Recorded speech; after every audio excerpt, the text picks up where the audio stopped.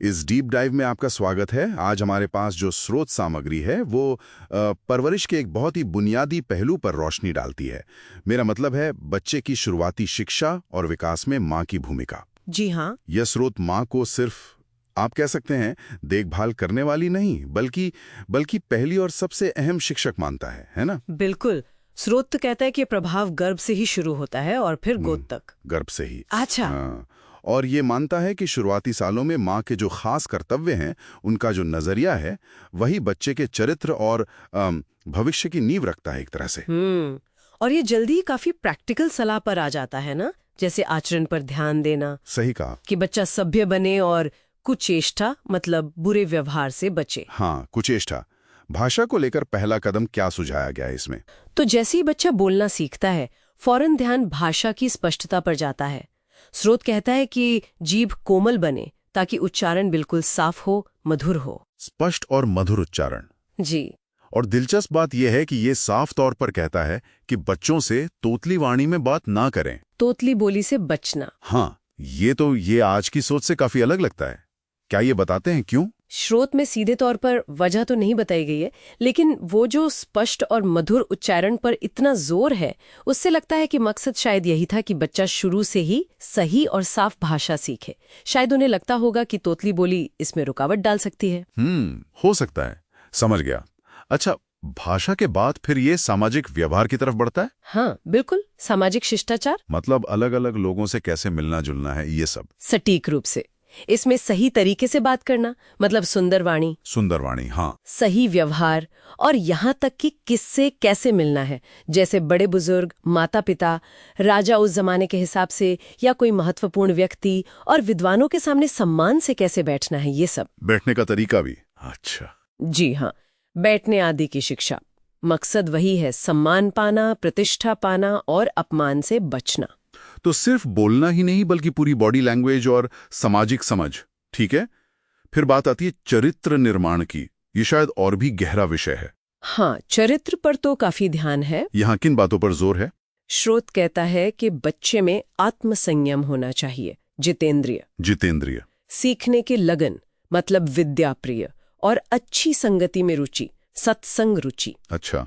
साथ ही कुछ चीजों से बचने को भी कहा है। अच्छा, जैसे बेकार में खेलना, बहुत ज्यादा भावनाएं दिखाना मतलब बेवजह रोना, बहुत ज्यादा हंसना, एकदम से बहुत खुश या बहुत दुखी हो जाना। ज्यादा हंसना भी दिलचस्प।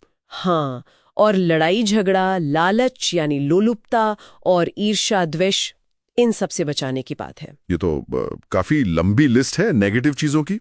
क्या पॉजिटिव गुणों की भी बात है जिन्हें विकसित करना है? हाँ बिल्कुल है। सच बोलना, सत्य भाषण, बहादुरी मतलब शौर्य, धीरज या धैर्य, और हमेशा खुश रहना, प्रसन्नता। इन गुणों को विकसित करने पर खास जोर है। आत्मसंयम, शौर्य, धैर्य, ये तो काफी ऊंचा आदर्श लगता है। क्या स्रोत ये भी बताता है कि माँ इन्हें सिखाए कैसे, या सिर्फ महत्व बताता है? देखिए, स्रोत कोई डिटेल्ड मेथड तो नहीं देता, पर इशारा यही है कि माँ अपने व्यवहार से, अपनी शिक्षा से इन गुणों की नींव रखे। मतलब माँ का खुद का आचरण सबसे बड़ा उदाहरण है। समझ गया। माँ खुद एक रोल मॉडल बने। अच्छा, तो भाषा हो गई, व्यवहार हो गया, चरित्र हो गया, इसके बाद पढ़ाई लिखाई। हाँ, औपचारिक शिक्षा। स्रोत इस बारे में क्या कहता है? कोई खास उम्र बताई है? हाँ, 5 साल की उम्र। कहता है कि 5 साल की उम्र में देवनागरी लिपि, देवनागरी अक्षर, हाँ, उनका अभ्यास कराना चाहिए, और उसके बाद ही दूसरी भाषाएं, अन्य देश की भाषाएं। अच्छा, देवनागरी पहले। इसका कोई खास कारण? क्या उसे उस समय मतलब ज्ञान की बुनियाद माना जाता था? स्रोत में वजह तो साफ नहीं लिखी, पर ऐसा लगता है कि उस सांस्कृतिक माहौल में देवनागरी को ही प्राथमिक लिपि मानते होंगे, जिस पर आगे की सारी शिक्षा आधारित हो सके। ठीक है। और इस बेसिक लिटरेसी के बाद फिर महत्वपूर्ण ग्रंथ आते हैं, मंत्र, श्लोक, सूत्र। इन्हें अर्थ सहित याद कराना, अर्थ सहित कंठस्थ कराना, सिर्फ रटना नहीं। नहीं, बिल्कुल नहीं। लक्ष्य सिर्फ रटना नहीं है, इसके कई उद्देश्य बताए हैं।